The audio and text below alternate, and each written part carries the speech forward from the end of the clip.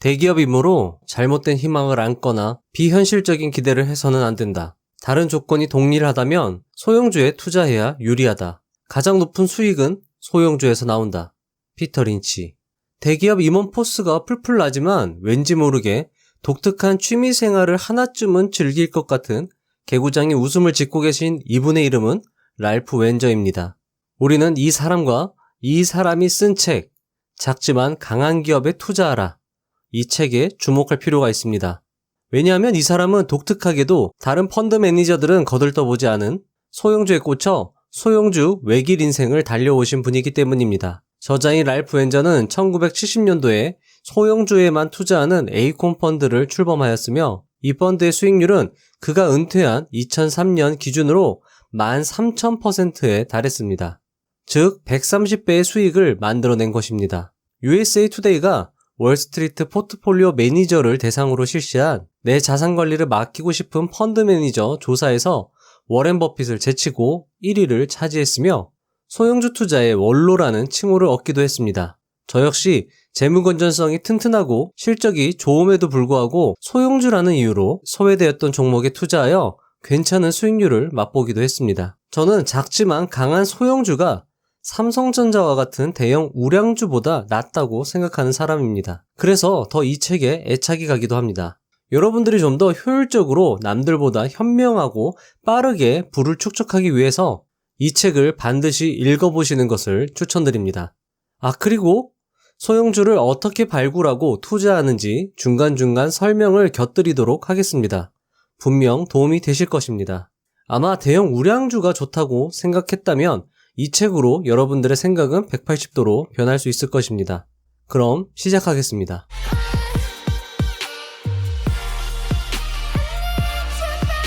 1. 무엇이 투자의 성공 여부를 결정하는가?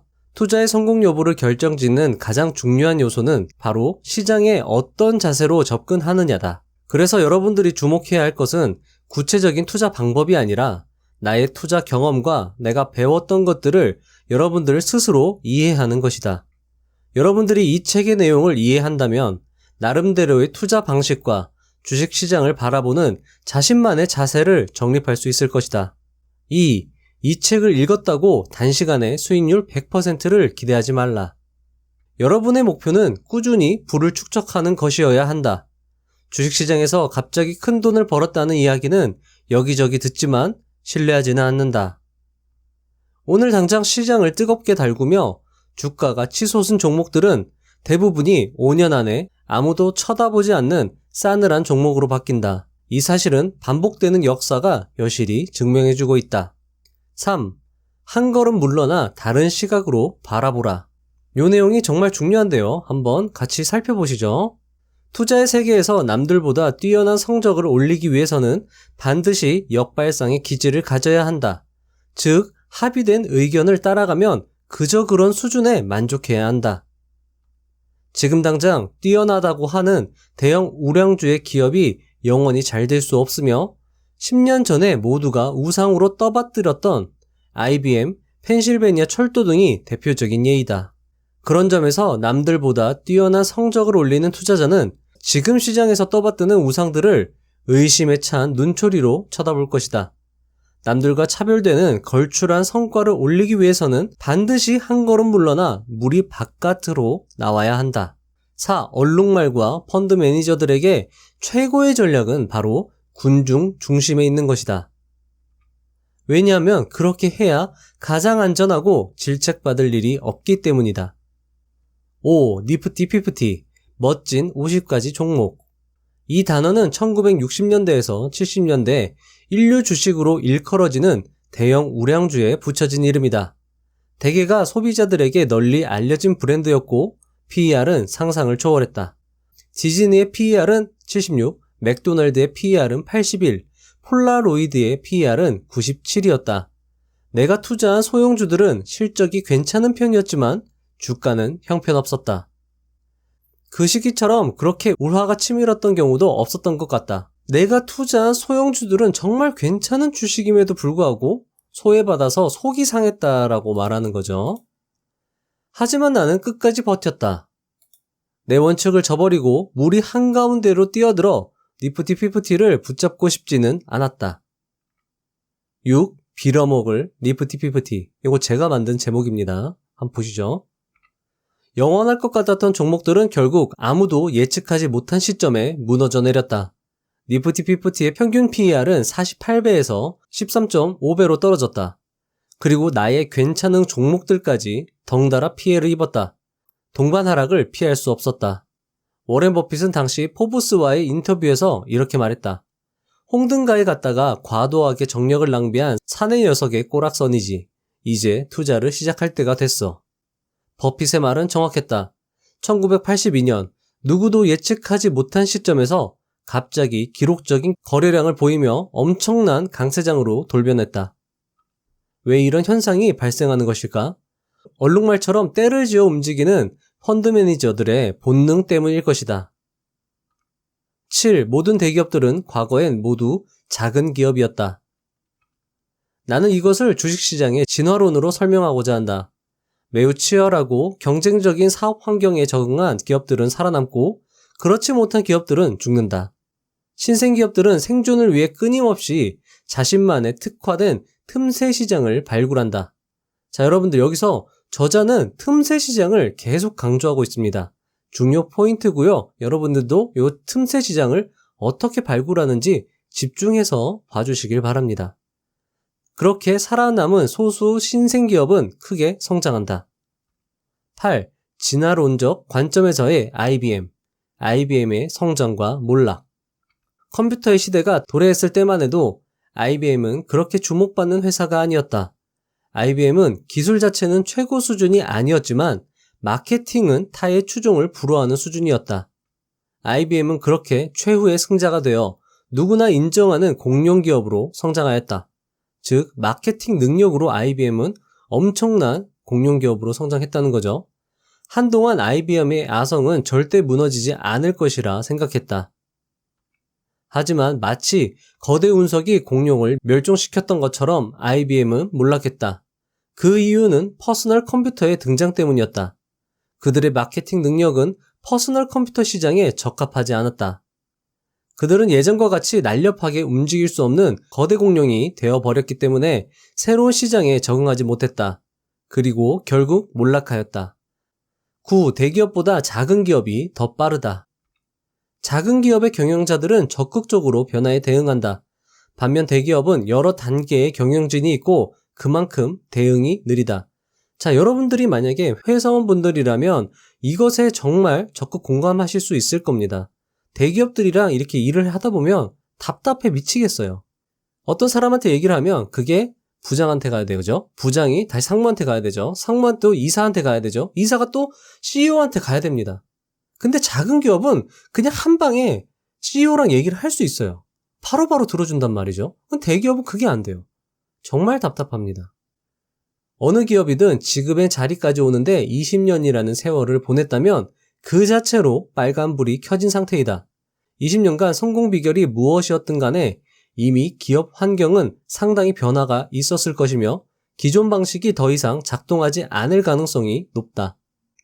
만화 영화 주인공 덤보가 하늘을 날 수 있었던 이유는 아기 코끼리라서 그렇다. 다 큰 어른 코끼리는 하늘을 날지 못한다.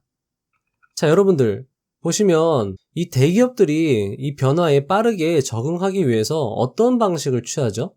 분사합니다. 자기 몸집을 조그만하게 줄여가지고 빠르게 대응할 수 있게 하는 거죠. 그래서 피터 린치는 분사한 기업을 되게 좋게 봤었습니다. 대기업의 시스템 자체는 좋거든요. 하지만 그 시스템이 너무 거대해지면은 날렵하지 못하게 되는데 그 시스템을 작은 기업에 복사해 넣는 겁니다. 그러면 좋은 시스템을 가지고 빠르게 대처할 수 있는 것이죠. 10. 작은 기업의 숨은 매력. 작은 기업은 이미 성숙한 대기업에 비해 훨씬 빨리 성장할 수 있다. 당연한 말이지만 아주 중요한 대목이다. 자, 당연하지만 근데 대부분 사람들이 소형주에 관심이 없어요. 즉, 소형주 투자 자체가 역발상 투자인 겁니다. 자, 그리고 소형주 투자 어떻게 하는지 제가 조금 이따가 설명을 드리겠습니다. 포드의 자동차 판매량은 지난해의 2배로 늘어날 수 없다. 그러나 작은 소프트웨어 개발 회사는 매출액이 전년보다 몇 배로 늘어날 수 있다. 대기업의 경우 정보가 남들보다 앞서가기 불가능하다. 불가능이란 표현을 썼어요. 어렵다도 아니고요. 매주 마이크로소프트를 탐방하는 월스트리트의 애널리스트만 30명이 넘는다. 작은 기업의 경우 애널리스트들의 단골 분석 대상이 아니다. 작은 기업에서는 다른 사람이 알지 못하는 사실을 발견할 수 있다. 11. 작은 기업일수록 리스크는 더 크다. 작은 기업은 대기업보다 더 위험하다. 그러나 리스크를 부담하지 않으면 누구도 돈을 벌 수 없다. 자, 여러분들 이 사실을 받아들이셔야 합니다. 주식 투자를 한다는 것 그 자체가 일단 위험을 내가 감수하겠다라는 전제조건을 깔고 있는 거예요. 근데 주식 투자를 하면서 안전을 찾는다? 어떻게 보면 아이러니하죠. 저자도 이렇게 얘기했습니다. 투자의 세계에서는 더욱 그렇다라고 얘기를 했죠. 학계에서 가장 널리 인정받고 있는 자본자산 가격 결정 모델에서는 시장 평균보다 높은 리스크를 부담할 때만 시장 평균보다 높은 수익률을 올릴 수 있다고 주장하고 있다. 시카고 대학교의 롤프 반츠 교수는 시가총액이 아주 작은 소형주의 투자 수익률은 대형주의 투자 수익률보다 높을 뿐만 아니라 작은 기업에 수반되는 더 큰 리스크를 감안하더라도 작은 소형주 투자가 수익률이 더 높다는 것을 밝혔습니다. 연구 결과로 이미 밝혀진 사실이라는 거예요. 군중의 무리에서 가장 먼 곳까지 벗어나 다른 사람들이 도저히 이해하지 못하겠다고 말하는 데 투자해야 비로소 최고의 수익률을 올릴 수 있다. 12. 중요 팁. 리스크를 줄이는 방법. 자, 요거 제가 말씀드리고 소형주 발굴하는 법 알려드릴게요. 시가총액이 작은 것은 좋지만 너무 작은 것은 제외한다. 왜냐? 상장 폐지가 될 수 있거든요. 그래서 저 같은 경우에는 시가총액 500억에서 1000억 사이에 있는 기업을 상당히 좋아합니다. 갓 출범한 기업, 아주 작은 규모의 기술주, 벤처 캐피털에 가까운 종목은 아예 투자하지 않는다. 작더라도 어느 정도의 기반이 잡혀있는 기업, 경영진이 최소한 회사를 어떻게 운영하는지 검증된 기업에 투자한다. 자, 이런 건 인터넷 검색으로 가능해요. 만약에 어떤 소형주가 관심 있어서 그 소형주 이름을 네이버에 검색해 보세요. 관련 뉴스라든가 그 회사 CEO의 인터뷰 등을 찾을 수 있고 그런 것들로 일단은 1차적으로 확인을 해보는 거죠. 13. 리스크를 줄이는 방법. 두 번째. 재무구조가 취약하고 영업이익률이 극히 낮은 기업에는 투자하지 않는다. 인기가 높아 투기적 폭발력이 아무리 강하다고 해도 이런 기업은 거들떠보지 않는다. 나는 재무구조에 가중치를 많이 두기 때문에 새로 설립된 회사, 적자에서 탈피해 흑자로 돌아선 턴어라운드 기업은 투자 대상에서 제외한다. 자, 이건 코스톨라니와 비교할 만합니다. 코스톨라니는 턴어라운드 기업에 되게 주목하고 투자를 많이 했던 사람이죠. 자, 각자의 스타일이 있는 겁니다. 그렇기 때문에 여러분들 요거를 곰곰이 생각해 보시고 나한테 맞는 투자 방법을 취사 선택하시길 바랍니다. 제가 책을 많이 읽어 드릴 건데 여러분들이 취하고 싶은 투자 대가들의 장점을 다 흡수하세요. 여러분들의 투자 원칙과 철학을 만드는 게 정말 중요합니다. 우수한 재무구조야말로 지속적으로 성장하는데 결정적인 요소이다. 자, 여러분들 이 저자가 정말 중요하다고 강조를 하고 있는데 많은 사람들이 이거를 되게 간과하는 것 같아요. 자, 우수한 재무구조는 정말 쉽게 확인할 수 있습니다. 요건 조금 이따 제가 설명을 드리겠습니다. 자, 이 설명을 이제 드릴게요. 자, 일단 네이버 금융으로 들어갑니다. 네이버에다가 그냥 네이버 금융 치셔도 돼요. 여기서 국내 증시로 들어가세요. 국내 증시로 들어가시면 요 왼쪽에 보시면 여기에 시가총액이라는 게 나오거든요. 자, 시가총액 눌러줍니다.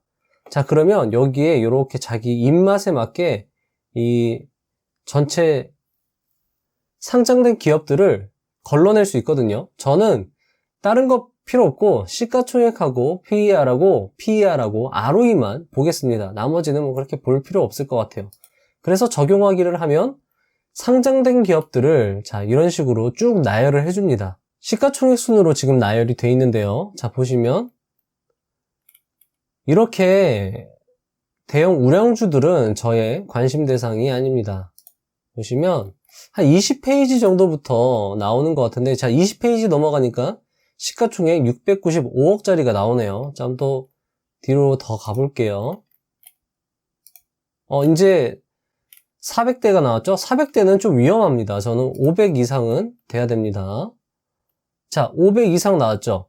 자, 500 이상 나왔는데 여기서 또 너무 많잖아요. 자, 어떻게 걸르느냐? PER하고 ROE를 보는 거예요. PER하고 ROE가 값이 안 나왔다는 거는 지금 현재 이 기업이 적자나고 있다는 거거든요. 근데 PER이 낮고 ROE가 높다. 근데 시가총액은 낮다. 그러면 정말 관심 갖고 한번 지켜볼 만한 기업이라는 거예요. 그렇게 고르는 겁니다. 자, 한번 보실게요. 자, 여기서부터 ROE하고 PER 괜찮은 거 제가 찾아 드릴게요, 바로. 자, 다 소형주라서 이게 다 보세요. 별로 안 좋죠? 근데 그럼에도 불구하고 있어.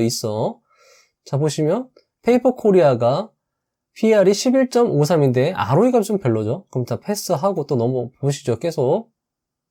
이런 거 좀 패스하겠습니다. 자, 이렇게 나쁘지 않죠? 미래 ING ROE가 24가 나오네요. 근데 PER이 27. 조금 애매합니다. 또 좀 더 가볼게요. 쭉쭉 넘어가 볼게요. 자, K탑 리츠가 PER이 5.76인데 ROE가 15. 괜찮죠? 이 정도면 괜찮은 거죠. 지금까지 봤던 것 중에 가장 괜찮습니다. 하지만 여러분들이 계속 기업을 발굴하다 보면 이게 오는 건데, 리츠 뒤에 이게 리츠가 붙은 거는 부동산 투자 기업이에요. 그래서 조금 애매하다. 자, 그러면 또 보면 쭉쭉 가볼게요. 뭐 DSR 제강 또 좀 애매하죠. PER이 낮으면서 ROE가 높아야 되니까 이런 식으로 여러분들 기업 발굴하는 거예요. 자, 신풍재지가 PER이 2.06인데 ROE가 어디야? 38.76이죠. 이런 겁니다, 이거. 시가총액은 787억밖에 안 해요. 그러면 자, 이렇게 누르면 이게 나오거든요, 신풍재지가. 그럼 여기서 종목 분석으로 들어갑니다. 종목 분석으로 들어가서 투자지표로 들어가면 여기에 재무 건전성이 나와요. 부채 비율하고 유동 비율만 봐도 충분합니다. 자, 부채 비율이 몇이죠? 255%까지 갔다가 7.31%로 갑자기 줄었네요. 요건 좀 확인을 해봐야 되겠죠? 부채 비율은 보통 100%나 150% 이하면 됩니다. 이건 부자에서 매뉴얼에 나와 있죠. 자, 당좌 비율은 150% 이상이면, 유동 비율은 150% 이상이면 좋은 건데, 지금 보시면, 이게 뭔가 좀 이상하죠? 뭔가 좀 있습니다. 이 소형주들이 이래요. 갑자기 확 변하거든요. 요건 좀 확인을 해봐야 되는 건데, 일단 요걸로 보는 게 좀 더 괜찮겠죠? 객관적이겠죠? 자, 유동 비율이나 부채 비율이 그렇게 좋은 편은 아닙니다. 유동 비율은 150% 이상이 괜찮은 건데, 이건 그렇게 좋진 않은데, 요게 조금 뭔가 좀 이슈가 있었던 것 같아요, 이 회사에. 이런 식으로 발굴을 하는 거고요. 하다 보면 진짜 괜찮은 종목이 나옵니다. 제가 예전에 말씀드렸던 원일 특강이 그런 경우였어요. 시가총액이 분명히 작은데 부채 비율이나 유동 비율이 너무 좋은 거예요. 그래서 발굴을 했죠. 물론 ROE는 나쁠 수 있어요. 왜냐? 이 신생기업이 좀 커가는 과정이기 때문에 ROE는 좀 나쁠 수 있는데, 아까도 보시면 ROE가 자체가 값이 구해지지 않는 기업들이 태반입니다.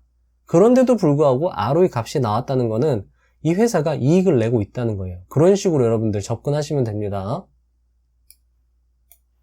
자, 이 내용들은 제 영상에 다 나와 있는 내용들이니까요. 제 영상들도 함께 이 책 영상도 보시면서 제 예전에 만들어놨던 그 영상들도 하나씩 좀 봐주시면 분명히 도움이 되실 겁니다. 14. 이거 중요합니다. 반드시 지키는 원칙. 해당 업종에서 강력한 지위를 차지하고 있는 작은 기업을 찾는 것이다. 특별한 틈새 시장에서 스스로 개척해 나가고 경쟁 업체보다 몇 배로 잘할 수 있는 작지만 강한 기업을 종종 발견한다. 특정 지역에서 특화되거나 특허권, 특별한 노하우 등을 갖춘 기업이 이에 해당한다. 선도업체를 따라가기만 하면서 업종 내에서 5위에서 6위를 하는 기업 역시 투자 대상에서 제외된다. 왜냐하면 이런 기업들의 영업이익률은 선도업체에 비해 10중 8구 형편없이 떨어지기 때문이다. 자, 이 영업이익률도 한번 어떻게 보는지 봐드릴게요. 자, 아까 보시면 종목 분석으로 들어가면 투자지표로 가서 수익성으로 가보세요. 수익성. 자, 그럼 여기 영업이익률 나오죠. 영업이익률은 보통 10% 이상이면 진짜 괜찮은 건데, 뭐 소형주들이 영업이익률이 그렇게 좋은 경우는 없습니다. 하지만 있어요. 종종 있어요. 그런 기업들이 종종. 정말 우연치 않게 발견하게 됩니다. 그런 기업들은 진짜 눈이 휘둥그레지는 기업들이죠. 하지만 여러분들 의심해 봐야 합니다. 대부분 중국 기업일 확률도 높아요. 저 예전에 중국 기업에 되게 당한 적이 있거든요. 중국 기업들이 이 재무제표를 조작을 많이 한다는 소리가 있습니다. 그렇기 때문에 중국 기업들 제외하고 소형주 중에서 괜찮은 기업들에 투자하다 보면 정말 진짜 갑자기 폭등하는 그런 짜릿한 경험을 여러분들 느낄 수 있습니다. 단타 치시려면 차라리 저는 이 방법이 낫다고 생각해요. 차트 보는 것보다. 이게 훨씬 낫다고 봅니다. 수익률도 훨씬 좋습니다. 15. 분산 투자, 장기 투자가 필요하다. 지금까지 내용을 요약하면 이렇다. 재무구조가 튼튼하고 특화된 시장에서 확실한 지배력을 갖추고 창조적 기업가 정신을 가진 경영진이 있고 사업 분야를 이해할 수 있으며 갓 출범한 단계를 지나 최소한의 검증 기간을 거친 소형주에 투자해야 한다. 자, 여기서 저자가 싹 한 방에 정리를 해줬습니다. 정말 좋은 내용이니까요. 일단 마음속에 담아두시고 저는 외우셨으면 좋겠어요. 오히려 이건 정말 암기할 내용입니다. 하지만 위 조건을 모두 충족하는 작지만 강한 기업은 그리 많지 않다. 그리고 얼마든지 잘못될 수 있다. 그래서 소형주 투자에서 분산 투자가 특히 중요하다. 소형주에 투자하겠다면 적어도 10종목에 나눠서 투자해야 한다. 자, 여기 제가 일단 한번 해보면 감이 오실 것이라고 했는데요. 자, 여러분들 아까 제가 보여드렸던 거 있죠? 자, 여기 아까 제가 말씀드린 것대로 그렇게만 한번 해서 딱 10개만 뽑아보세요. 딱 10개만 뽑아서 한 주씩만 사보세요. 소형주들은 보통 현재가가 상당히 낮습니다. 저렴해요. 그렇기 때문에 딱 10개만 사도 그렇게 비싸지 않을 거예요. 10개만 사서 지켜봐 보세요. 어떻게 되나. 그 10개 중에 하나는 갑자기 어느 날 갑자기 폭등하는, 뭐 물론 세력이 뭐 젖됐다. 아니 뭐 그건 잘 모르겠어요. 어쨌든 우리는 내가 산 주식의 종목이 가격이 폭등하면 좋은 거 아니겠습니까? 어쨌든 그런 경험을 한번 해보시면 감이 와요. 이런 거구나. 이래서 이 저자가 소형주 투자를 그렇게 강조했구나. 그리고 이 사람이 소형주만 팠구나. 오실 겁니다. 일단 계속하겠습니다. 그렇게 해야 한두 종목에서 실수를 저질러도 높은 수익률을 올린 다른 한두 종목에서 만회할 수 있기 때문이다. 열심히 조사해서 신중하게 고른 소형주로 구성된 포트폴리오는 잘 알려진 대형주로 구성된 포트폴리오보다 리스크가 오히려 더 적다. 자, 여러분들 여기서도 상당히 괜찮은 말이 나왔죠? 신중하게 열심히 조사해서 고른 소형주는 아까 뭐라고 했죠? 소형주는 원래 리스크가 높지만 이렇게 고르면 소형주가 오히려 잘 알려진 대형주보다 리스크가 적다는 겁니다. 그리고 소형주와 함께 반드시 대형주에도 투자가 필요하다. 포트폴리오 구성을 이런 식으로 해야 된다는 겁니다. 소형주도 해야 되지만 대형주도 해야 이 전체적인 포트폴리오의 안정성이 높아지는 거죠. 16. 소형주의 거래량, 유동성 문제는 소형주의 또 다른 리스크는 거래량이 작다는 것이다. 유동성이 부족하기 때문이다. 자, 여러분들 이건 기관 투자자에게나 해당하는 겁니다. 개인 투자자에겐 오히려 이게 기회예요. 이런 문제를 사전에 방지할 수 있는 가장 확실한 방법은 상당히 오랫동안 보유할 것이라고 스스로 확신하는 그런 주식을 사는 것이다. 자, 소형주에 이런 종목들 많지 않습니다. 하지만 소형주임에도 불구하고 이런 확신이 드는 회사라고 한다면 장기적으로 보유하시길 바랍니다. 그러면 엄청난 수익률을 맛보실 수 있다는 거죠. 몇 년이 지나 기대했던 대로 상황이 바뀌고 투자한 기업도 커지고 더 많은 투자자와 애널리스트들이 관심을 갖게 되면 유동성 문제는 대수롭지 않게 된다. 더욱 중요한 사실은 그때쯤 되면 이미 상당한 투자 수익을 올린 다음이므로 더더욱 거래량은 문제되지 않는다. 17. 가치주와 성장주의 장점을 결합한다면? 자, 여러분들 여기서 한번 짚고 가겠습니다. 가치주가 뭐죠? 가치주는 가격은 싸지만 성장 기대치가 낮은 기업입니다. 자, 그러면 성장주란 뭐죠? 성장 기대치가 높은 기업입니다. 자, 성장주는 쌀 수도 있고 비쌀 수도 있습니다. 하지만 대부분이 비싸고 인기가 많은 편이죠.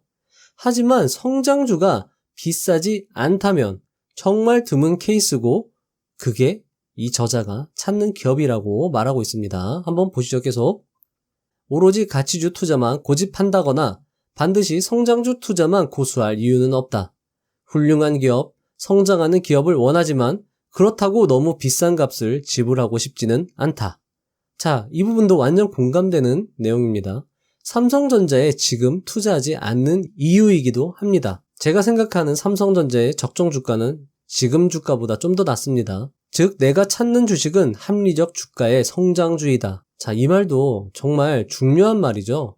합리적 주가의 성장주. 이런 주식 찾으면 대박 치는 거죠. 자, 계속 보시겠습니다. 이런 주식은 작지만 강한 기업들 가운데서 발견할 가능성이 높다. 18. 중요합니다. 이것도 평균 회귀 현상. 시간이 흐르면 최상위권 기업은 중간쯤으로 내려오려는 경향을 띠게 된다. 성장주가 흔들리는 것이다. 성장주는 영원히 성장주로 남을 수 없다. 이 현상을 통계학적으로는 평균으로의 회귀라고 일컫는다. 그리고 이 이론은 자연의 법칙이기도 하다. 나무는 아무리 자라도 하늘 높이까지 다다를 수 없고 대부분의 동식물들이 성장하는데도 한계가 있으며 이것은 기업도 마찬가지이다. 따라서 높은 가격을 형성하고 있는 성장주보다 낮은 가격을 형성하고 있는 가치주가 확률적으로 성공할 확률이 높다. 이런 내용의 학술 논문만 30편 이상 발표됐다. 이 논문들은 장기적으로 볼 때 성장률 순위의 하단에 있는 기업을 투자 대상으로 하는 가치주 투자자가 성장주 투자자보다 더 높은 수익률을 보이는 경향이 있다고 밝히고 있다. 19. 성장주는 가치주가 되고 가치주는 성장주가 된다. 결국 돌고 돈다. 컴퓨터 시대가 도래했을 때만 해도 IBM은 주목받지 못하는 가치주였다. 하지만 IBM은 독보적인 마케팅 능력으로 눈부신 성장을 하였으며 최고의 성장주로 거듭나게 되었다. 하지만 모든 것이 그렇듯 결국 한계에 부딪혔고 성장률은 둔화되었다. 성장률에 의문을 느끼며 성장주 투자자들은 IBM 주식을 내던졌다. 그리고 곧이어 가치주 투자자들이 이 주식을 매수하였다. IBM은 그래도 여전히 5%의 배당 수익률을 얻을 수 있었기 때문이다. 20. 가치주의 치명적 결함. 성장주가 영원하지 못한 것처럼 가치주 역시 치명적 결함이 있다. 가장 흔하게 나타나는 문제점은 믿었던 기업의 가치가 하루아침에 물거품이 되어버리는 것이다. 가령 어느 기업의 주가가 장부 가치의 절반밖에 안 된다고 생각해서 매수했는데 알고 보니 장부 가치가 허수였던 것으로 판명나는 시기다. 21. 그럼에도 불구하고 가치주가 낮다. 저자는 그 이유를 성장주는 추락하면 가치주가 되지만 가치주는 추락해도 결국 가치주로서의 가치가 남아있다고 강조하고 있습니다. 그러면서 몰락한 가치주 중에서 화려한 변신을 통해 성장주의 영역으로 올라가는 종목들이 있으며 그 순간이 주식 투자자에게 그 무엇과도 바꿀 수 없는 가장 기쁜 순간이라고 강조했습니다. 미운 오리 새끼가 아름다운 백조로 다시 태어날 때 최고의 투자 수익을 올릴 수 있는 것이죠. 이것은 코스톨라니가 파산 직전의 기업에 투자해서 큰 수익을 거둘 수 있다고 강조한 것과 일맥상통하는 것입니다. 22. 나의 말로 홈런 종목. 당신이 투자한 돈이 5배 혹은 10배 이상 불어나는 것을 바라본다면 그야말로 기가 막힌 경험이 될 것이다. 많은 사람들이 나에게 그런 수익률을 어떻게 올릴 수 있었냐고 묻는다. 나는 참담한 투자 손실을 피하려 하지 않았기 때문이라고 대답한다. 실제로 나는 매우 큰 손실을 본 경우가 여러 차례 있다. 하지만 몇 배의 수익을 올려준 주식이 이 손실을 만회해주기 때문에 이런 경험은 소형주 투자자에게는 충분히 이해할 수 있는 일이다. 그리고 또 하나 강조할 것이 있다. 주식을 계속 보유하고 있지 않으면 당신의 돈은 5배 혹은 10배, 20배로 불어날 수 없다는 점이다.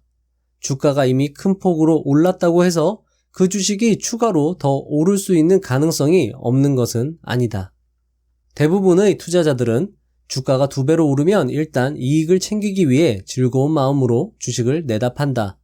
하지만 기업이 여전히 잘하고 있다면 그 주식이 잘 나가도록 그냥 놓아두어라.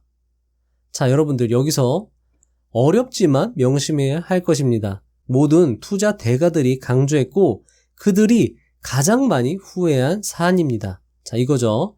기업이 여전히 잘하고 있다면 팔지 말고 그 주식이 잘 나가고 있도록 그냥 놓아두어라라고 하는 겁니다.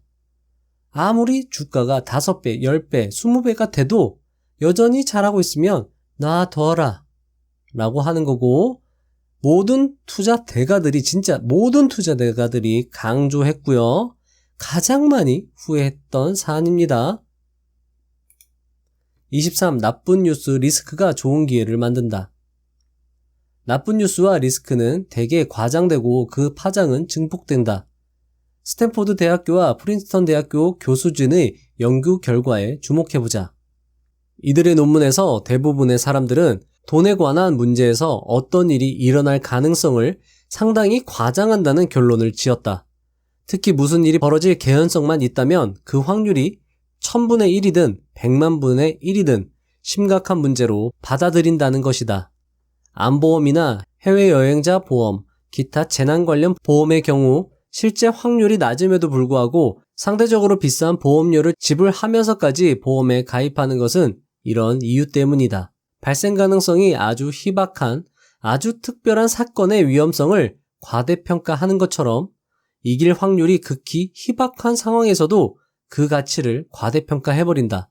그래서 카지노, 경마장, 복권 판매소가 늘 많은 사람으로 붐빈다. 돈이란 헛된 기대에 부풀어 있는 도박꾼에서 나와 어느 정도 정확한 확률이 어디에 있는지 아는 사람에게로 흘러 들어가게 마련이다. 24. 위 교수진이 발견한 또 하나의 중요한 사실. 대부분의 사람들은 1달러의 이익과 1달러의 손실을 다르게 인식하며 특히 내기에 거는 판돈이 커질수록 그렇다는 점이다. 예를 들면 동일한 자동차를 한 대씩 가지고 있는 사람이 내기를 해서 이긴 사람이 상대방의 자동차를 갖기로 하자고 한다면 아무도 그 내기를 하지 않을 것이다. 왜냐하면 자동차를 2대 가졌을 때 얻는 이득보다 자동차가 없어졌을 때 겪게 되는 피해가 더 크기 때문이다. 즉 사람들은 일정한 금액이나 상품을 얻었을 때 즐거움보다 같은 금액이나 상품을 잃어버렸을 때의 상실감이 더 크다는 말이다. 따라서 대부분의 사람들은 이길 확률이 3분의 2는 되어야 모험을 해볼 것이다. 그래서 대부분의 투자자들은 리스크를 회피하려는 경향을 가지고 있으며 주식을 사더라도 더 높은 수익률을 올릴 가능성이 있는 소형주에 투자하는 대신 일단 마음이 놓이는 대형주를 매수하는 것이다. 더욱이 대부분의 사람들이 확률은 무시한 채 리스크를 과대평가하고 투자 수익을 희생하면서까지 무조건 안전함만을 찾는다. 자, 이 내용은 지금 읽고 있는 통섭과 투자에서도 강조되고 있는 부분입니다. 요 내용은 제가 다음 시간에 또 정리해서 알려드리도록 하겠습니다. 따라서 나는 소형주 투자를 강조한다. 소형주 투자는 자연스럽게 역발상 투자를 실천할 수 있기 때문이다. 25. 투자자는 손실이 심할수록 더 위험한 투자를 감행한다. 어떤 사람이 150달러로 경매를 하다가 10달러만 남았을 때 15배 배당이 걸린 극히 낮은 승률에 10달러를 모두 걸려고 한다. 이는 주식 투자에서도 마찬가지이다. 자신이 보유하고 있는 주식이 폭락하면 투자자는 제대로 된 판단을 할 수 없게 된다. 자신의 주식이 진짜 가치가 얼마인지 직시할 수 없다. 그 기업이 난국에 처해 있음을 아는 상황에서도 오로지 주가가 다시 회복해 손실을 만회하기만 바라는 기대로 그 주식을 계속 보유하거나 그 주식을 더 매수하는 지경에 이른다. 자, 이른바 이게 물타기라고 하죠. 이러한 현상은 성장주 투자자에게 쉽게 찾아볼 수 있다. 인기 높은 성장주만 보면 많은 사람들이 이성을 잃은 채 과도할 정도로 높은 주가를 지불하며 평균 회귀 현상에 따라 성장주의 주가가 평균으로 추락할 때 이들은 정신을 못 차리고 가라앉는 배에 그대로 몸을 싣는다. 그리고 이들 중 누군가는 자신의 남은 재산을 모두 이 추락하는 성장주에 몰빵할지도 모르는 일이다. 즉 저자는 자신의 돈이 걸린 문제에서 인간은 전혀 합리적이지 않은 방식으로 행동하며 정보를 감정적으로 평가하므로 이로 인해 만들어지는 주가의 왜곡 현상을 냉정하게 바라보고 기민하게 움직인다면 수익을 낼 수 있는 기회를 잡을 수 있다고 강조하고 있습니다. 자, 여러분들 여기서도 행간을 읽을 수 있는데요. 다들 그렇게 한다는 겁니다. 합리적이지 않은 방식으로 행동하기 때문에 우리가 그렇게 하지 않으면 기회를 잡을 수 있고 돈을 벌 수 있다는 겁니다. 이 내용을 한마디로 표현하면 사람들은 공포에 너무 과할 정도로 두려워한다는 것이죠.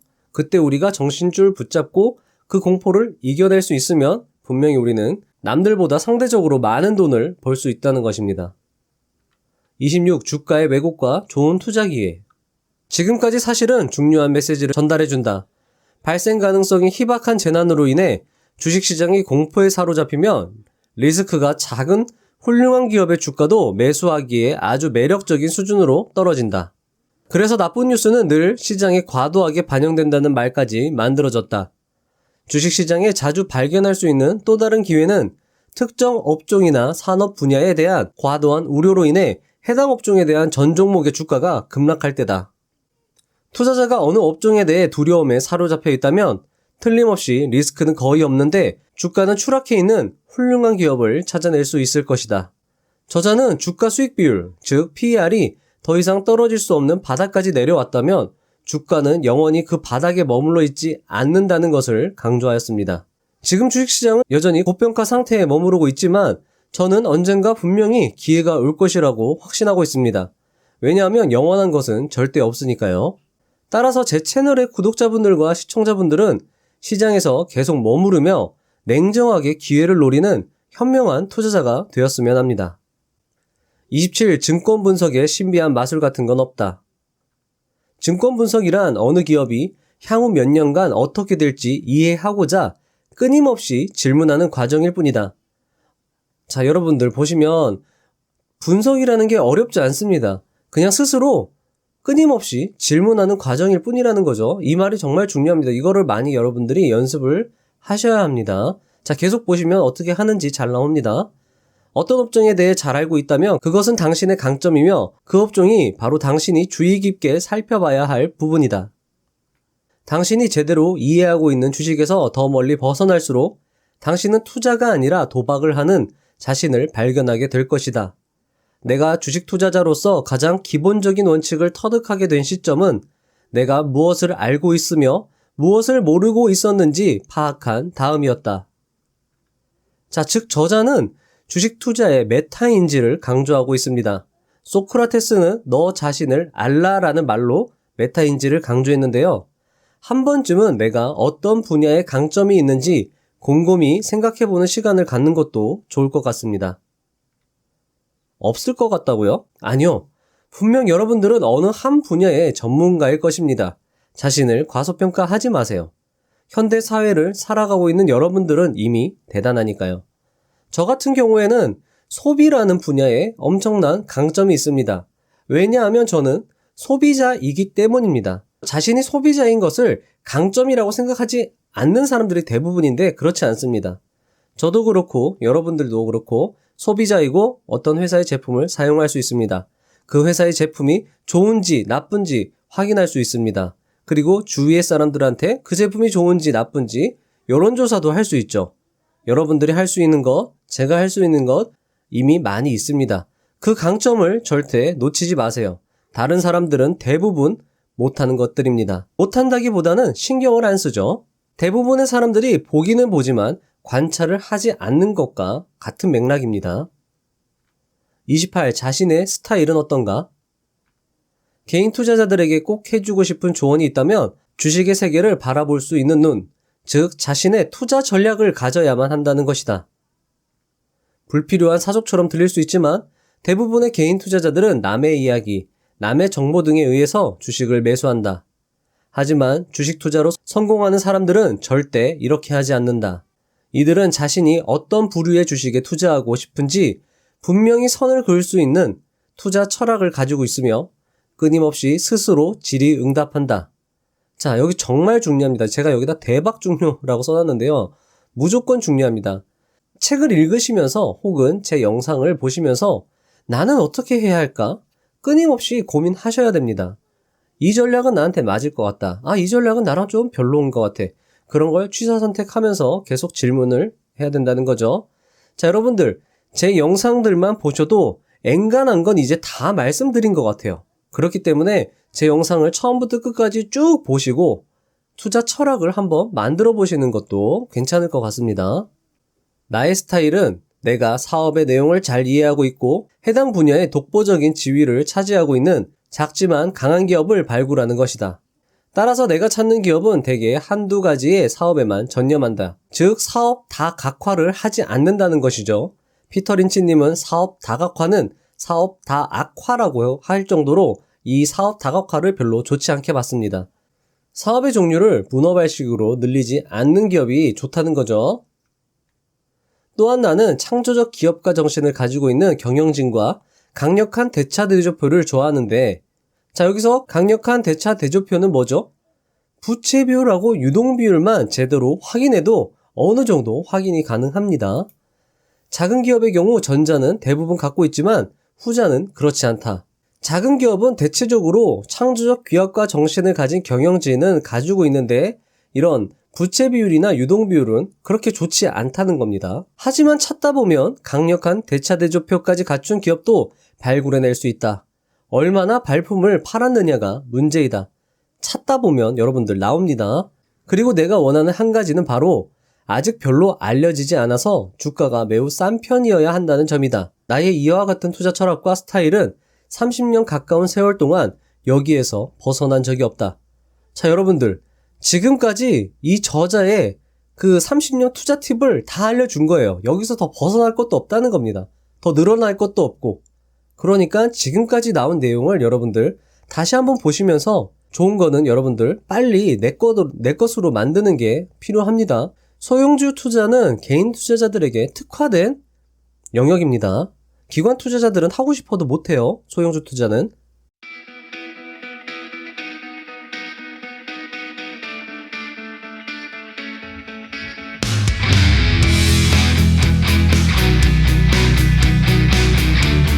대기업이므로 잘못된 희망을 안거나 비현실적인 기대를 해서는 안 된다. 다른 조건이 동일하다면 소형주에 투자해야 유리하다. 가장 높은 수익은 소형주에서 나온다. 피터 린치. 1. 무엇이 투자의 성공 여부를 결정하는가? 투자의 성공 여부를 결정짓는 가장 중요한 요소는 바로 시장에 어떤 자세로 접근하느냐다. 그래서 여러분들이 주목해야 할 것은 구체적인 투자 방법이 아니라 나의 투자 경험과 내가 배웠던 것들을 여러분들 스스로 이해하는 것이다. 여러분들이 이 책의 내용을 이해한다면 나름대로의 투자 방식과 주식시장을 바라보는 자신만의 자세를 정립할 수 있을 것이다. 2. 이 책을 읽었다고 단시간에 수익률 100%를 기대하지 말라. 여러분의 목표는 꾸준히 부를 축적하는 것이어야 한다. 주식시장에서 갑자기 큰 돈을 벌었다는 이야기는 여기저기 듣지만 신뢰하지는 않는다. 오늘 당장 시장을 뜨겁게 달구며 주가가 치솟은 종목들은 대부분이 5년 안에 아무도 쳐다보지 않는 싸늘한 종목으로 바뀐다. 이 사실은 반복되는 역사가 여실히 증명해주고 있다. 3. 한 걸음 물러나 다른 시각으로 바라보라. 이 내용이 정말 중요한데요. 한번 같이 살펴보시죠. 투자의 세계에서 남들보다 뛰어난 성적을 올리기 위해서는 반드시 역발상의 기질을 가져야 한다. 즉, 합의된 의견을 따라가면 그저 그런 수준에 만족해야 한다. 지금 당장 뛰어나다고 하는 대형 우량주의 기업이 영원히 잘 될 수 없으며 10년 전에 모두가 우상으로 떠받들었던 IBM, 펜실베니아 철도 등이 대표적인 예이다. 그런 점에서 남들보다 뛰어난 성적을 올리는 투자자는 지금 시장에서 떠받드는 우상들을 의심에 찬 눈초리로 쳐다볼 것이다. 남들과 차별되는 걸출한 성과를 올리기 위해서는 반드시 한 걸음 물러나 무리 바깥으로 나와야 한다. 4. 얼룩말과 펀드 매니저들에게 최고의 전략은 바로 군중 중심에 있는 것이다. 왜냐하면 그렇게 해야 가장 안전하고 질책받을 일이 없기 때문이다. 5. 니프티 피프티, 멋진 50가지 종목. 이 단어는 1960년대에서 70년대 인류 주식으로 일컬어지는 대형 우량주에 붙여진 이름이다. 대개가 소비자들에게 널리 알려진 브랜드였고 PER은 상상을 초월했다. 디즈니의 PER은 76, 맥도날드의 PER은 81, 폴라로이드의 PER은 97이었다. 내가 투자한 소형주들은 실적이 괜찮은 편이었지만 주가는 형편없었다. 그 시기처럼 그렇게 울화가 치밀었던 경우도 없었던 것 같다. 내가 투자한 소형주들은 정말 괜찮은 주식임에도 불구하고 소외받아서 속이 상했다라고 말하는 거죠. 하지만 나는 끝까지 버텼다. 내 원칙을 저버리고 무리 한가운데로 뛰어들어 니프티 피프티를 붙잡고 싶지는 않았다. 6. 빌어먹을 니프티 피프티. 이거 제가 만든 제목입니다. 한번 보시죠. 영원할 것 같았던 종목들은 결국 아무도 예측하지 못한 시점에 무너져 내렸다. 니프티 피프티의 평균 PER은 48배에서 13.5배로 떨어졌다. 그리고 나의 괜찮은 종목들까지 덩달아 피해를 입었다. 동반 하락을 피할 수 없었다. 워렌 버핏은 당시 포브스와의 인터뷰에서 이렇게 말했다. 홍등가에 갔다가 과도하게 정력을 낭비한 사내 녀석의 꼬락선이지. 이제 투자를 시작할 때가 됐어. 버핏의 말은 정확했다. 1982년 누구도 예측하지 못한 시점에서 갑자기 기록적인 거래량을 보이며 엄청난 강세장으로 돌변했다. 왜 이런 현상이 발생하는 것일까? 얼룩말처럼 때를 지어 움직이는 펀드 매니저들의 본능 때문일 것이다. 7. 모든 대기업들은 과거엔 모두 작은 기업이었다. 나는 이것을 주식시장의 진화론으로 설명하고자 한다. 매우 치열하고 경쟁적인 사업 환경에 적응한 기업들은 살아남고 그렇지 못한 기업들은 죽는다. 신생기업들은 생존을 위해 끊임없이 자신만의 특화된 틈새 시장을 발굴한다. 자, 여러분들 여기서 저자는 틈새 시장을 계속 강조하고 있습니다. 중요 포인트고요. 여러분들도 이 틈새 시장을 어떻게 발굴하는지 집중해서 봐주시길 바랍니다. 그렇게 살아남은 소수 신생기업은 크게 성장한다. 8. 진화론적 관점에서의 IBM. IBM의 성장과 몰락. 컴퓨터의 시대가 도래했을 때만 해도 IBM은 그렇게 주목받는 회사가 아니었다. IBM은 기술 자체는 최고 수준이 아니었지만 마케팅은 타의 추종을 불허하는 수준이었다. IBM은 그렇게 최후의 승자가 되어 누구나 인정하는 공룡기업으로 성장하였다. 즉, 마케팅 능력으로 IBM은 엄청난 공룡기업으로 성장했다는 거죠. 한동안 IBM의 아성은 절대 무너지지 않을 것이라 생각했다. 하지만 마치 거대 운석이 공룡을 멸종시켰던 것처럼 IBM은 몰락했다. 그 이유는 퍼스널 컴퓨터의 등장 때문이었다. 그들의 마케팅 능력은 퍼스널 컴퓨터 시장에 적합하지 않았다. 그들은 예전과 같이 날렵하게 움직일 수 없는 거대 공룡이 되어버렸기 때문에 새로운 시장에 적응하지 못했다. 그리고 결국 몰락하였다. 9. 대기업보다 작은 기업이 더 빠르다. 작은 기업의 경영자들은 적극적으로 변화에 대응한다. 반면 대기업은 여러 단계의 경영진이 있고 그만큼 대응이 느리다. 자, 여러분들이 만약에 회사원분들이라면 이것에 정말 적극 공감하실 수 있을 겁니다. 대기업들이랑 이렇게 일을 하다 보면 답답해 미치겠어요. 어떤 사람한테 얘기를 하면 그게 부장한테 가야 되죠. 부장이 다시 상무한테 가야 되죠. 상무한테 또 이사한테 가야 되죠. 이사가 또 CEO한테 가야 됩니다. 근데 작은 기업은 그냥 한 방에 CEO랑 얘기를 할 수 있어요. 바로바로 들어준단 말이죠. 대기업은 그게 안 돼요. 정말 답답합니다.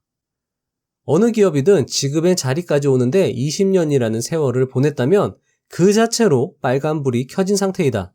20년간 성공 비결이 무엇이었든 간에 이미 기업 환경은 상당히 변화가 있었을 것이며 기존 방식이 더 이상 작동하지 않을 가능성이 높다. 만화 영화 주인공 덤보가 하늘을 날 수 있었던 이유는 아기 코끼리라서 그렇다.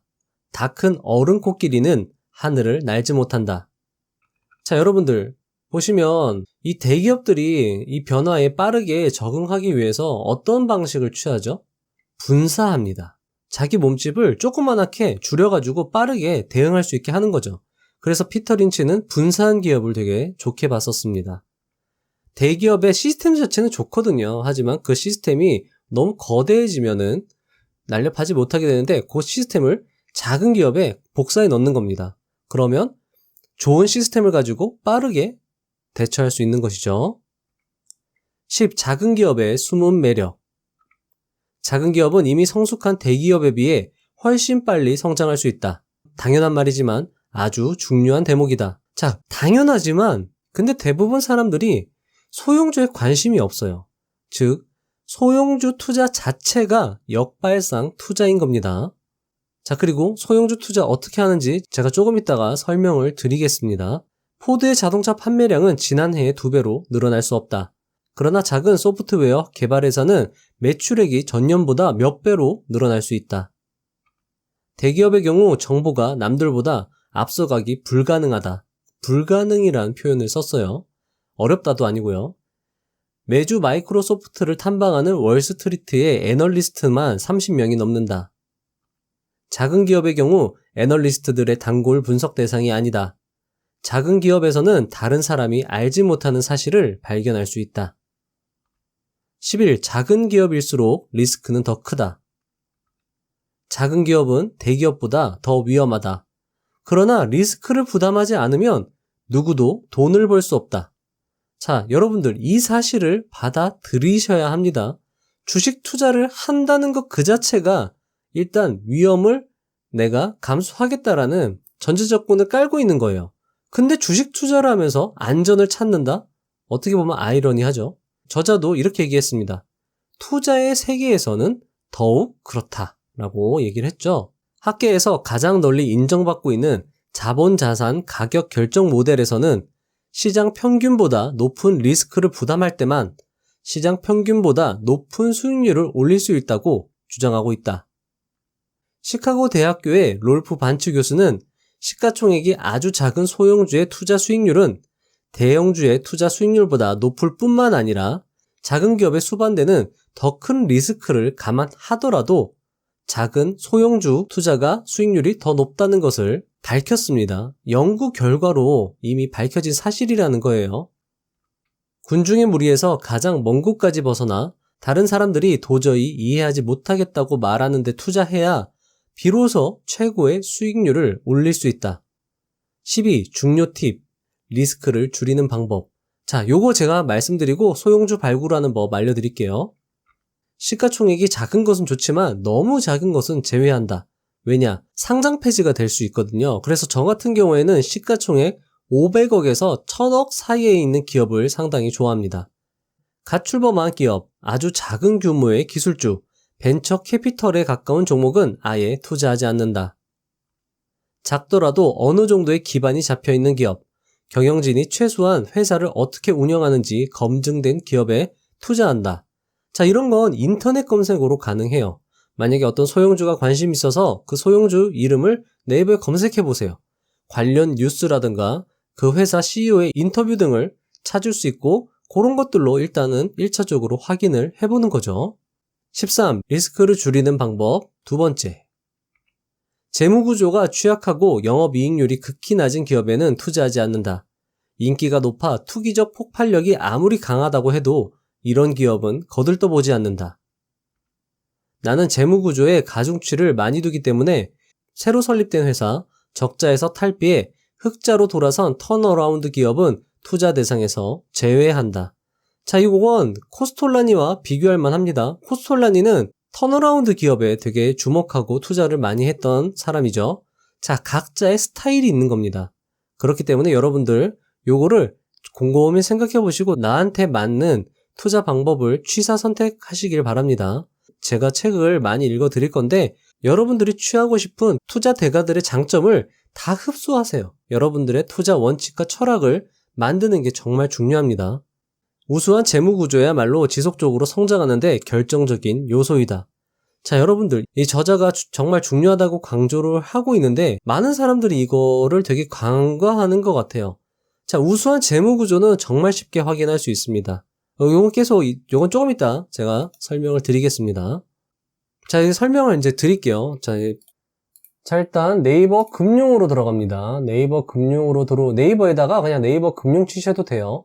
여기서 국내 증시로 들어가세요. 국내 증시로 들어가시면 요 왼쪽에 보시면 여기에 시가총액이라는 게 나오거든요. 자, 시가총액 눌러줍니다.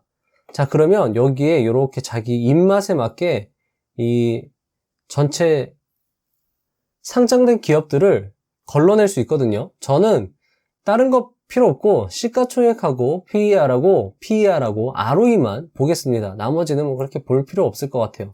그래서 적용하기를 하면 상장된 기업들을 자, 이런 식으로 쭉 나열을 해줍니다. 시가총액 순으로 지금 나열이 돼 있는데요. 자, 보시면 이렇게 대형 우량주들은 저의 관심 대상이 아닙니다. 보시면 한 20페이지 정도부터 나오는 것 같은데, 자, 20페이지 넘어가니까 시가총액 695억짜리가 나오네요. 자, 한번 또 뒤로 더 가볼게요. 이제 400대가 나왔죠? 400대는 좀 위험합니다. 저는 500 이상은 돼야 됩니다. 자, 500 이상 나왔죠? 자, 500 이상 나왔는데 여기서 또 너무 많잖아요. 자, 어떻게 걸르느냐? PER하고 ROE를 보는 거예요. PER하고 ROE가 값이 안 나왔다는 거는 지금 현재 이 기업이 적자나고 있다는 거거든요. 근데 PER이 낮고 ROE가 높다. 근데 시가총액은 낮다. 그러면 정말 관심 갖고 한번 지켜볼 만한 기업이라는 거예요. 그렇게 고르는 겁니다. 자, 한번 보실게요. 자, 여기서부터 ROE하고 PER 괜찮은 거 제가 찾아 드릴게요, 바로. 자, 다 소형주라서 이게 다 보세요. 별로 안 좋죠? 근데 그럼에도 불구하고 있어.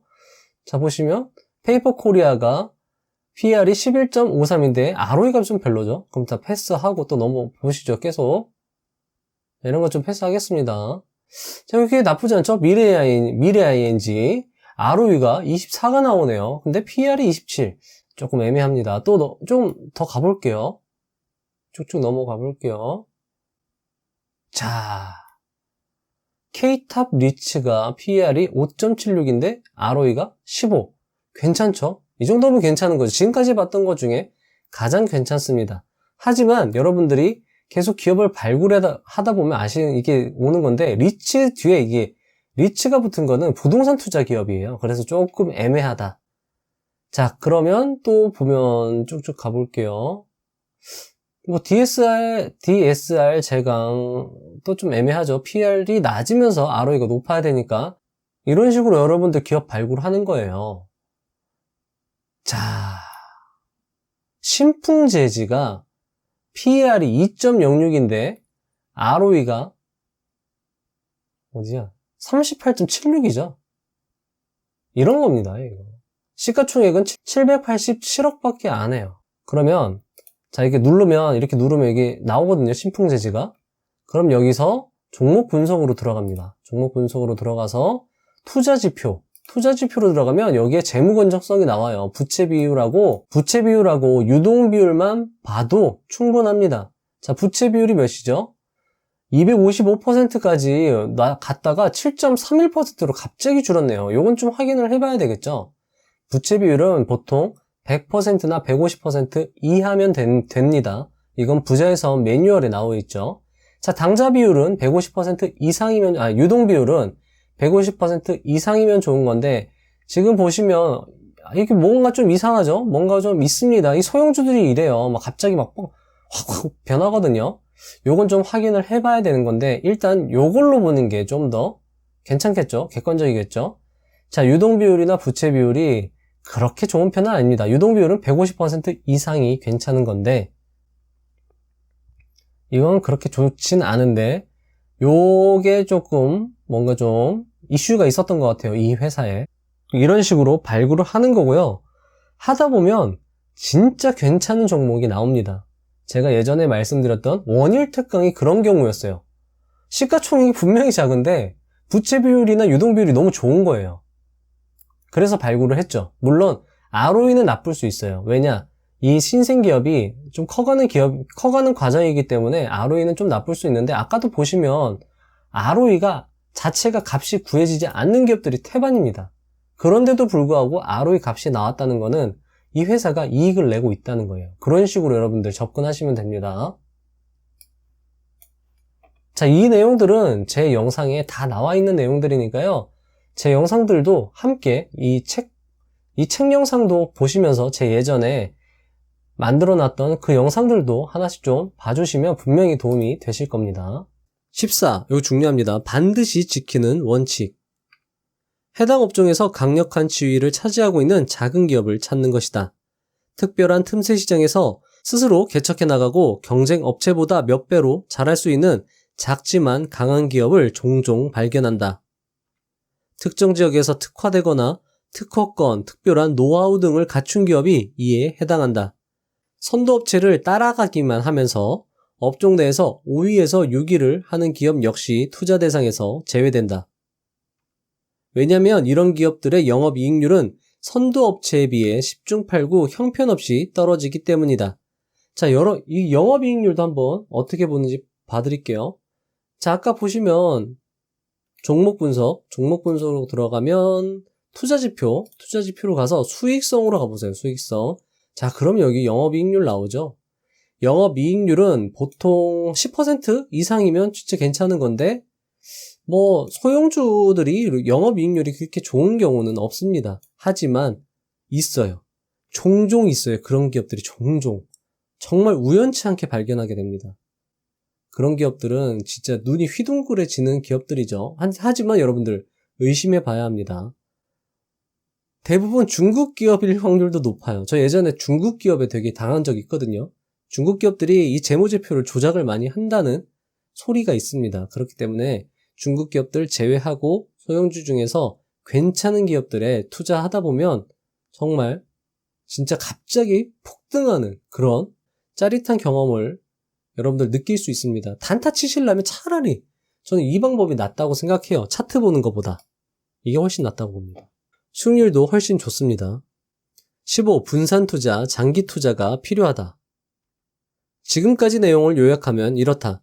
재무구조가 튼튼하고 특화된 시장에서 확실한 지배력을 갖추고 창조적 기업가 정신을 가진 경영진이 있고 사업 분야를 이해할 수 있으며 갓 출범한 단계를 지나 최소한의 검증 기간을 거친 소형주에 투자해야 한다.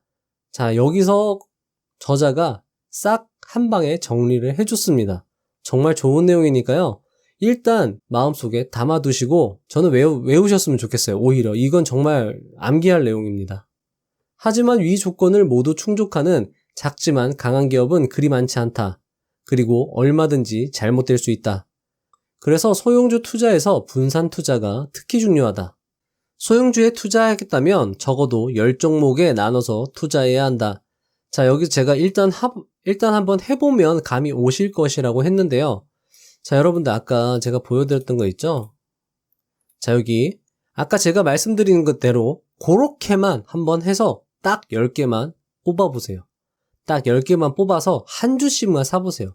소형주들은 보통 현재가가 상당히 낮습니다. 저렴해요. 그렇기 때문에 딱 10개만 사도 그렇게 비싸지 않을 거예요. 10개만 사서 지켜봐 보세요. 어떻게 되나. 그 10개 중에 하나는 갑자기 어느 날 갑자기 폭등하는, 물론 세력이 젖됐다.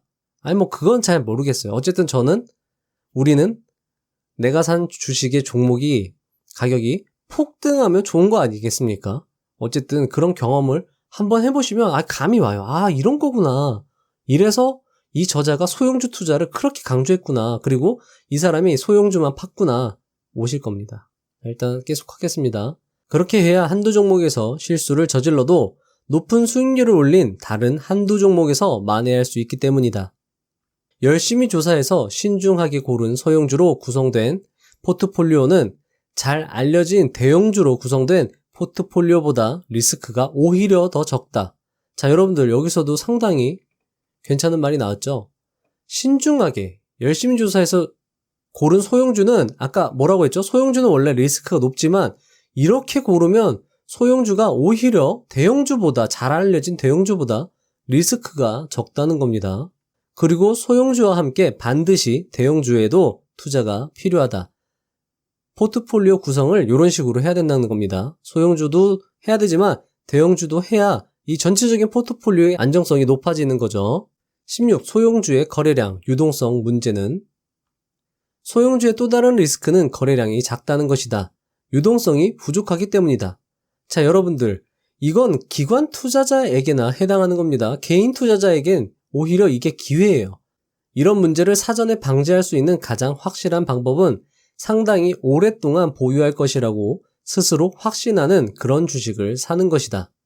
자, 소형주에 이런 종목들 많지 않습니다. 하지만 소형주임에도 불구하고 이런 확신이 드는 회사라고 한다면 장기적으로 보유하시길 바랍니다. 그러면 엄청난 수익률을 맛보실 수 있다는 거죠.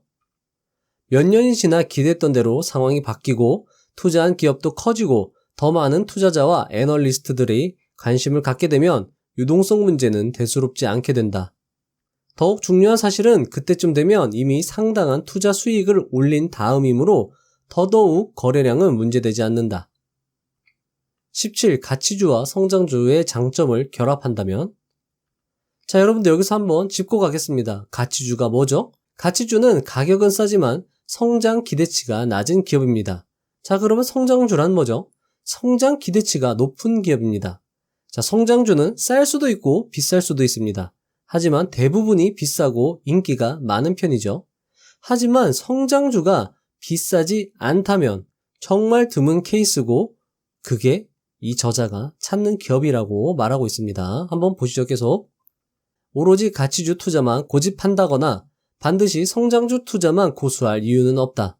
훌륭한 기업, 성장하는 기업을 원하지만 그렇다고 너무 비싼 값을 지불하고 싶지는 않다.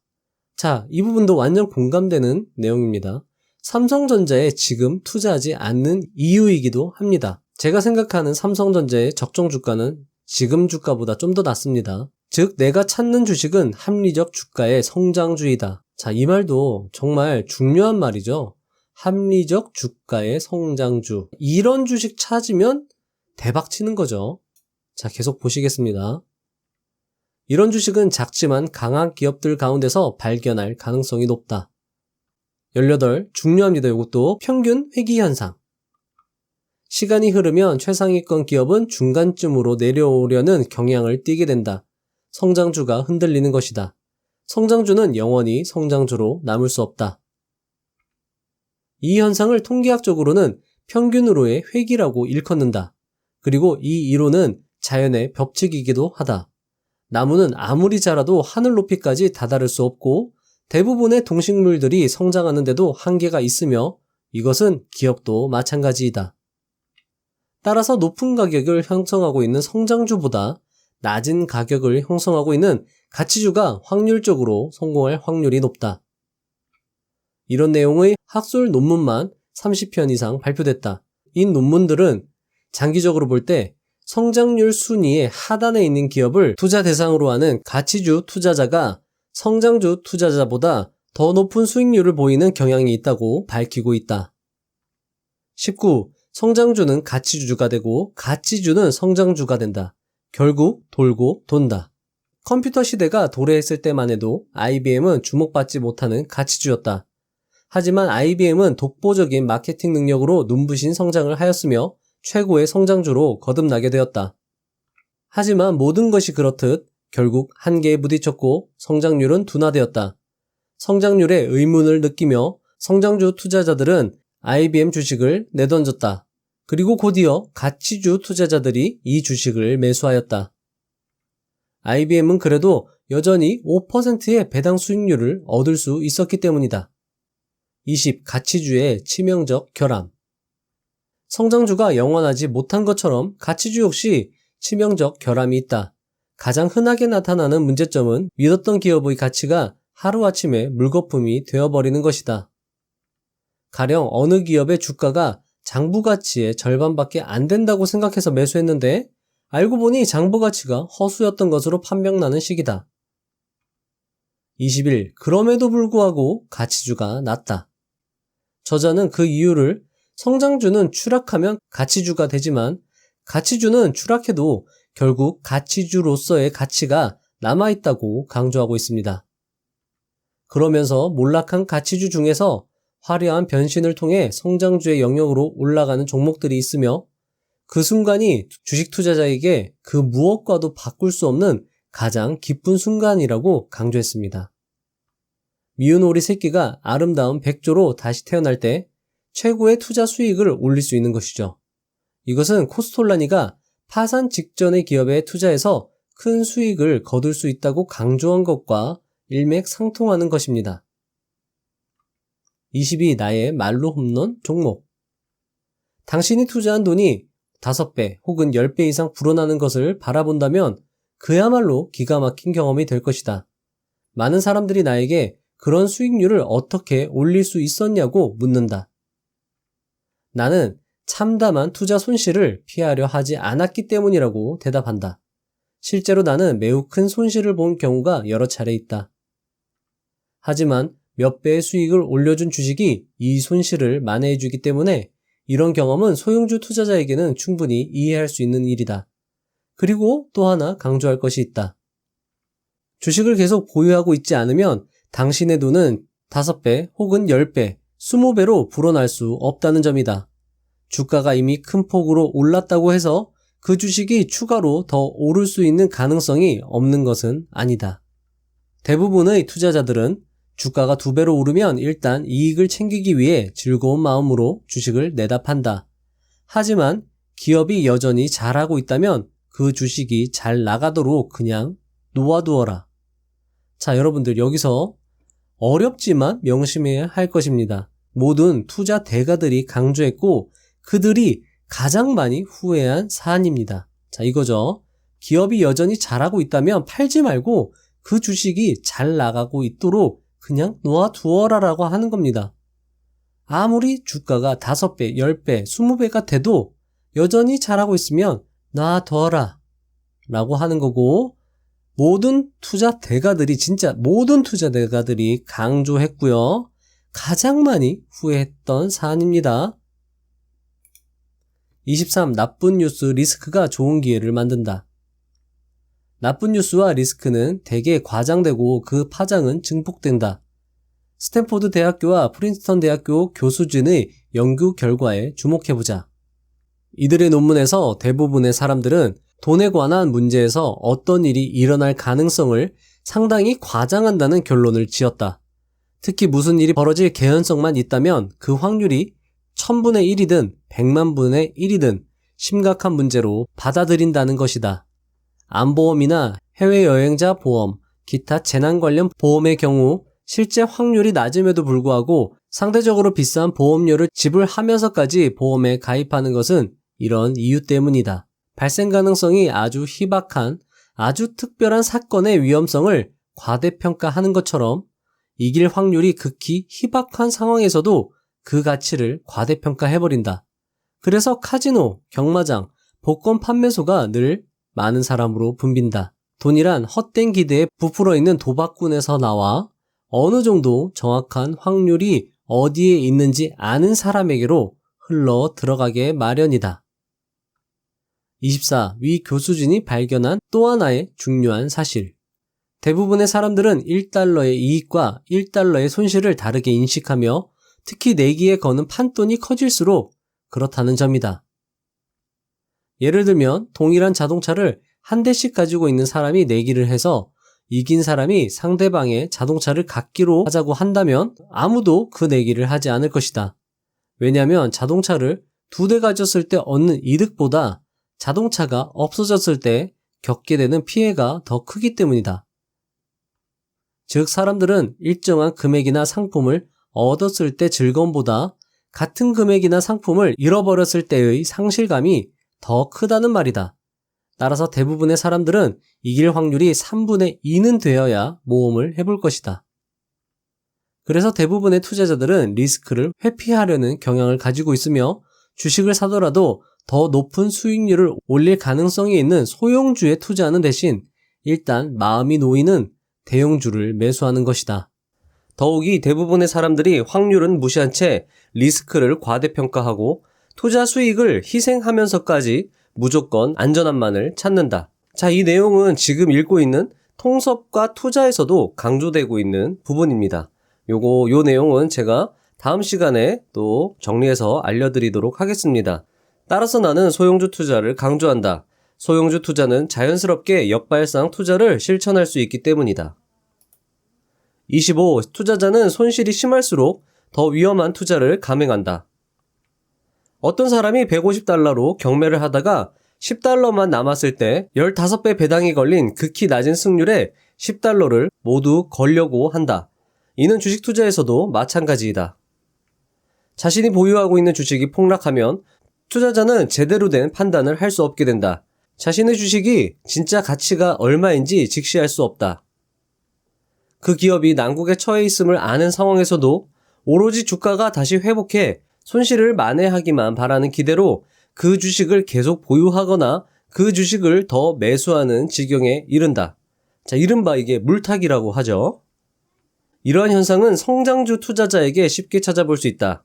인기 높은 성장주만 보면 많은 사람들이 이성을 잃은 채 과도할 정도로 높은 주가를 지불하며 평균 회귀 현상에 따라 성장주의 주가가 평균으로 추락할 때 이들은 정신을 못 차리고 가라앉는 배에 그대로 몸을 싣는다. 그리고 이들 중 누군가는 자신의 남은 재산을 모두 이 추락하는 성장주에 몰빵할지도 모르는 일이다. 즉 저자는 자신의 돈이 걸린 문제에서 인간은 전혀 합리적이지 않은 방식으로 행동하며 정보를 감정적으로 평가하므로 이로 인해 만들어지는 주가의 왜곡 현상을 냉정하게 바라보고 기민하게 움직인다면 수익을 낼 수 있는 기회를 잡을 수 있다고 강조하고 있습니다. 자, 여러분들 여기서도 행간을 읽을 수 있는데요. 다들 그렇게 한다는 겁니다. 합리적이지 않은 방식으로 행동하기 때문에 우리가 그렇게 하지 않으면 기회를 잡을 수 있고 돈을 벌 수 있다는 겁니다. 이 내용을 한마디로 표현하면 사람들은 공포에 너무 과할 정도로 두려워한다는 것이죠. 그때 우리가 정신줄 붙잡고 그 공포를 이겨낼 수 있으면 분명히 우리는 남들보다 상대적으로 많은 돈을 벌 수 있다는 것입니다. 26. 주가의 왜곡과 좋은 투자 기회. 지금까지 사실은 중요한 메시지를 전달해준다. 발생 가능성이 희박한 재난으로 인해 주식시장이 공포에 사로잡히면 리스크가 작은 훌륭한 기업의 주가도 매수하기에 아주 매력적인 수준으로 떨어진다. 그래서 나쁜 뉴스는 늘 시장에 과도하게 반영된다는 말까지 만들어졌다. 주식시장에 자주 발견할 수 있는 또 다른 기회는 특정 업종이나 산업 분야에 대한 과도한 우려로 인해 해당 업종에 대한 전 종목의 주가가 급락할 때다. 투자자가 어느 업종에 대해 두려움에 사로잡혀 있다면 틀림없이 리스크는 거의 없는데 주가는 추락해 있는 훌륭한 기업을 찾아낼 수 있을 것이다. 저자는 주가 수익 비율, 즉 PER이 더 이상 떨어질 수 없는 바닥까지 내려왔다면 주가는 영원히 그 바닥에 머물러 있지 않는다는 것을 강조하였습니다. 지금 주식시장은 여전히 고평가 상태에 머무르고 있지만 저는 언젠가 분명히 기회가 올 것이라고 확신하고 있습니다. 왜냐하면 영원한 것은 절대 없으니까요. 따라서 제 채널의 구독자분들과 시청자분들은 시장에서 계속 머무르며 냉정하게 기회를 노리는 현명한 투자자가 되었으면 합니다. 27. 증권 분석에 신비한 마술 같은 건 없다. 증권 분석이란 어느 기업이 향후 몇 년간 어떻게 될지 이해하고자 끊임없이 질문하는 과정일 뿐이다. 자, 여러분들 보시면 분석이라는 게 어렵지 않습니다. 그냥 스스로 끊임없이 질문하는 과정일 뿐이라는 거죠. 이 말이 정말 중요합니다. 이거를 많이 여러분들이 연습을 하셔야 합니다. 자, 계속 보시면 어떻게 하는지 잘 나옵니다. 어떤 업종에 대해 잘 알고 있다면 그것은 당신의 강점이며 그 업종이 바로 당신이 주의 깊게 살펴봐야 할 부분이다. 당신이 제대로 이해하고 있는 주식에서 더 멀리 벗어날수록 당신은 투자가 아니라 도박을 하는 자신을 발견하게 될 것이다. 내가 주식 투자자로서 가장 기본적인 원칙을 터득하게 된 시점은 내가 무엇을 알고 있으며 무엇을 모르고 있었는지 파악한 다음이었다. 자, 즉 저자는 주식 투자의 메타인지를 강조하고 있습니다. 소크라테스는 너 자신을 알라라는 말로 메타인지를 강조했는데요. 한 번쯤은 내가 어떤 분야에 강점이 있는지 곰곰이 생각해보는 시간을 갖는 것도 좋을 것 같습니다. 없을 것 같다고요? 아니요. 분명 여러분들은 어느 한 분야의 전문가일 것입니다. 자신을 과소평가하지 마세요. 현대 사회를 살아가고 있는 여러분들은 이미 대단하니까요. 저 같은 경우에는 소비라는 분야에 엄청난 강점이 있습니다. 왜냐하면 저는 소비자이기 때문입니다. 자신이 소비자인 것을 강점이라고 생각하지 않는 사람들이 대부분인데 그렇지 않습니다. 저도 그렇고 여러분들도 그렇고 소비자이고 어떤 회사의 제품을 사용할 수 있습니다. 그 회사의 제품이 좋은지 나쁜지 확인할 수 있습니다. 그리고 주위의 사람들한테 그 제품이 좋은지 나쁜지 여론조사도 할 수 있죠. 여러분들이 할 수 있는 것, 제가 할 수 있는 것 이미 많이 있습니다. 그 강점을 절대 놓치지 마세요. 다른 사람들은 대부분 못하는 것들입니다. 못한다기보다는 신경을 안 쓰죠. 대부분의 사람들이 보기는 보지만 관찰을 하지 않는 것과 같은 맥락입니다. 28. 자신의 스타일은 어떤가? 개인 투자자들에게 꼭 해주고 싶은 조언이 있다면 주식의 세계를 바라볼 수 있는 눈, 즉 자신의 투자 전략을 가져야만 한다는 것이다.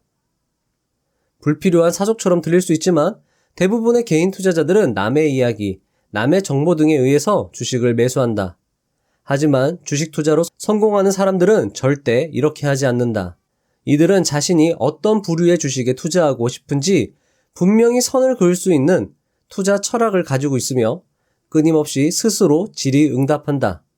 자, 여기 정말 중요합니다. 제가 여기다 대박 중요라고 써놨는데요. 무조건 중요합니다. 책을 읽으시면서 혹은 제 영상을 보시면서 나는 어떻게 해야 할까? 끊임없이 고민하셔야 됩니다. 이 전략은 나한테 맞을 것 같다. 이 전략은 나랑 좀 별로인 것 같아. 그런 걸 취사 선택하면서 계속 질문을 해야 된다는 거죠. 자, 여러분들, 제 영상들만 보셔도 엔간한 건 이제 다 말씀드린 것 같아요. 그렇기 때문에 제 영상을 처음부터 끝까지 쭉 보시고 투자 철학을 한번 만들어 보시는 것도 괜찮을 것 같습니다. 나의 스타일은 내가 사업의 내용을 잘 이해하고 있고 해당 분야의 독보적인 지위를 차지하고 있는 작지만 강한 기업을 발굴하는 것이다. 따라서 내가 찾는 기업은 대개 한두 가지의 사업에만 전념한다. 즉 사업 다각화를 하지 않는다는 것이죠. 피터 린치님은 사업 다각화는 사업 다악화라고 할 정도로 이 사업 다각화를 별로 좋지 않게 봤습니다. 사업의 종류를 문어발식으로 늘리지 않는 기업이 좋다는 거죠. 또한 나는 창조적 기업가 정신을 가지고 있는 경영진과 강력한 대차 대조표를 좋아하는데, 자, 여기서 강력한 대차 대조표는 뭐죠? 부채 비율하고 유동 비율만 제대로 확인해도 어느 정도 확인이 가능합니다. 작은 기업의 경우 전자는 대부분 갖고 있지만 후자는 그렇지 않다. 작은 기업은 대체적으로 창조적 기업가 정신을 가진 경영진은 가지고 있는데 이런 부채 비율이나 유동 비율은 그렇게 좋지 않다는 겁니다. 하지만 찾다 보면 강력한 대차 대조표까지 갖춘 기업도 발굴해낼 수 있다. 얼마나 발품을 팔았느냐가 문제이다. 찾다 보면 여러분들 나옵니다. 그리고 내가 원하는 한 가지는 바로 아직 별로 알려지지 않아서 주가가 매우 싼 편이어야 한다는 점이다. 나의 이와 같은 투자 철학과 스타일은 30년 가까운 세월 동안 여기에서 벗어난 적이 없다. 자, 여러분들, 지금까지 이 저자의 그 30년 투자 팁을 다 알려준 거예요. 여기서 더 벗어날 것도 없다는 겁니다. 더 늘어날 것도 없고. 그러니까 지금까지 나온 내용을 여러분들 다시 한번 보시면서 좋은 거는 여러분들 빨리 내 것으로 만드는 게 필요합니다. 소형주 투자는 개인 투자자들에게 특화된 영역입니다. 기관 투자자들은 하고 싶어도 못해요. 소형주 투자는.